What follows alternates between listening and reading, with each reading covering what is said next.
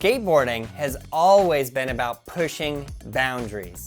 From humble beginnings as asphalt surfing in the 1950s to jaw-dropping aerials and tech wizardry today, every trick tells a story. Let's dive into the evolution of skateboard tricks. In 1950s, it all starts with the surfing roots. Skateboarding's roots trace back to surfers looking to ride concrete waves.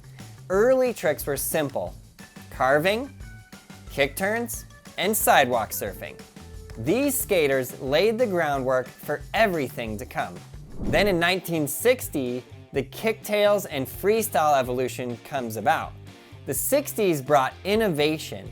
Larry Stevenson invented the kicktail, giving skaters more control and unlocking new possibilities. Freestyle skating emerged with tricks like handstands and nose wheelies dominating the contests. It's also interesting to me that as the skateboard evolved, the skateboard tricks began to evolve as well.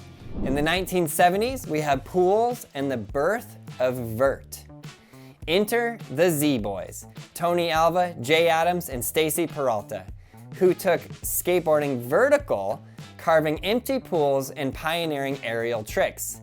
Alan Ollie Gelfand's invention of the Ollie in 1978 changed everything. Suddenly, skaters could pop into the air without grabbing their boards, opening the door to a new era of tricks. Then in the 1980s, the Ollie revolution began. The 80s exploded with innovation. Rodney Mullen brought the Ollie to flat ground and invented technical tricks like the kick flip, heel flip, and 360 flip. While vert skaters like Tony Hawk pushed aerials higher and higher, the McTwist, a 540-degree spin, blew minds and became a vert classic. I think this time period right there is so interesting because you have vert skating and street skating, and I've said this in many videos before, but Rodney Mullen is the godfather. Like all of these tricks that you guys do today, kickflip, Ollie Impossible, this, if it wasn't for Rodney Mullen, would not exist. Huge shout out, Rodney Mullen, you're an absolute legend.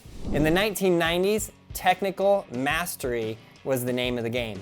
The 90s were all about precision and creativity. Street skating thrived with skaters like Daewon Song and Eric Costin perfecting technical flips and grinds.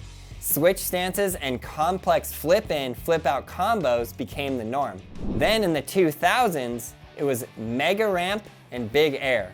The 2000s took skating to new heights, literally. Danny Way pioneered the mega ramp, soaring over gaps and landing tricks like the 900 and 720. Tony Hawk's legendary 900 at the 1999 X Games cemented his place in history. This was a monumental thing.